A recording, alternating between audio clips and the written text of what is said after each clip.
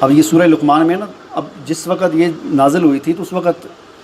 یعنی ایک چیز، اب اس صورت کا جو خاص طور پر جو موضوع ہے نا، جو چیز ہر صورت کے خاص ایک تھیم ہوتا ہے نا، اسی کے گرد وہ پورا مضمون گھوم رہا ہوتا ہے۔ اس صورت کا جو اصل موضوع ہے وہ یہ ہے کہ حضور صلی اللہ علیہ وسلم نے اسلام کی دعوت دینا شروع کی مکہ میں، تو کچھ لڑکے جو ہیں نوجوان مسلمان ہو گئے، تو اب ان کے والدین ان کے آگے رکاوٹ بن رہے ہیں، ان کے والدین ان کے آگے رکاوٹ بن رہے ہیں کہ تم ہماری نافرمانی، ہم تمہیں آگ کر دیں گے،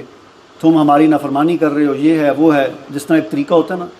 تو حضرت لقمان کا واقعہ سنا کر ان نوجوانوں کو بتایا جا رہا ہے کہ والدین کی عظمت اپنی جگہ پر، ان کی خدمت کرو، احترام کرو، لیکن یہ بات ان کی نہیں ماننی جو تمہیں وہ شرک کی طرف واپس لے کے جا رہے ہیں۔ اصل موضوع اس صورت کا یہ ہے، اسی کے گرد ساری بات گھوم رہی ہے۔ اب پھر دوبارہ آخر میں وہی بات آ رہی ہے کہ قیامت والے دن، یا ایھا الناس اتقوا ربکم، اے انسانوں اپنے رب سے ڈرو، واخشوا یوماً، اس دن سے بھی ڈرو، لا یجزی والد عن ولدہ، جس دن تمہارا والد تمہارے کسی کام نہیں آئے گا۔ آج یہ والد تمہیں کہہ رہا ہے نا، دھمکیاں دے رہا ہے کہ میں تمہیں آگ کر دوں گا، چھوڑ دو اس دین کو، حضور کی پیروی چھوڑ دو اور ہماری بات مانو، تم کس راستے پر چلے گئے ہو۔ تو یہ جو تمہارے والدین آج تمہیں اس بات طرح کہہ رہے ہیں، تو فرمایا کہ لا یجزی والد عن ولدہ، یہ والدین قیامت والے دن تمہارے کسی کام نہیں آئیں گے۔ ولا مولود هو جاز عن والدہ شیئا، اور قیامت والے دن کوئی بیٹا اپنے والد کے بھی کام نہیں آئے گا، کوئی والد بیٹے کے کام نہیں آئے گا، کوئی بیٹا اپنے والد کے کام نہیں آئے گا۔ اور ایک اور مقام پر فرمایا کہ یوم یفر المرء من اخیہ وامہ وابیہ وصاحبتہ وبنیہ لکل امرئ منہم یومئذ شأن یغنیہ،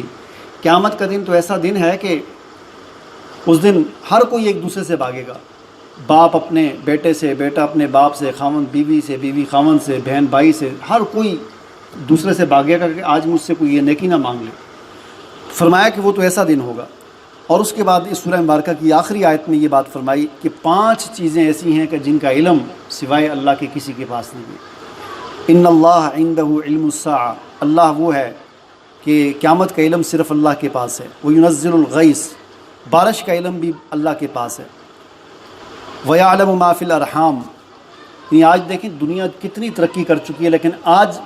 بھی اتنی ترقی ہونے کے باوجود ٹیکنالوجی اور سائنس جو ہے نا بالکل صحیح نہیں بتا سکتی کہ بارش ہوگی کہ یا نہیں ہوگی۔ وہ بھی امکان بتاتے ہیں کہ بارش ہونے کا امکان ہے،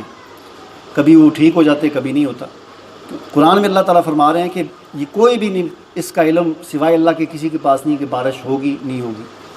اور فرمایا جا رہا ہے کہ تیسری چیز وما یعلم فی الارحام، ماں کے رحم میں کیا ہے، لڑکا ہے لڑکی ہے، یہ کوئی نہیں بتا سکتا۔ آج بھی جدید ٹیکنالوجی مشینیں آنے کے باوجود پوری طرح صحیح طریقے سے نہیں بتا سکتے آج بھی، وہ بھی ایک اندازے سے ہی بتاتے ہیں، کچھ علامات سے ان کو پتہ چلتا ہے، لیکن اکثر وہ بھی غلط ہو جاتا ہے، کبھی صحیح بھی ہو جاتا ہے، بس تکا ہی لگتا ہے۔ چوتھی چیز وما تدری نفس ماذا تکسب غدا، کوئی نفس یہ نہیں جانتا کہ کل کیا ہونے والا ہے، اس کے ساتھ کیا کل کیا ہونے والا ہے، یہ بھی اللہ کے علاوہ کوئی نہیں جانتا۔ اور 5ویں چیز وما تدری نفس بأی ارض تموت، کوئی یہ نہیں جانتا کہ وہ کس علاقے میں جا کر مرے گا، یعنی کس موت کہاں پر آئے گی، کس شہر میں آئے گی، کس علاقے میں آئے گی، یہ کوئی نہیں جانتا۔ تو یہ 5 چیزیں ہیں، فرمایا کہ ان کا اللہ کے علاوہ کوئی نہیں جانتا۔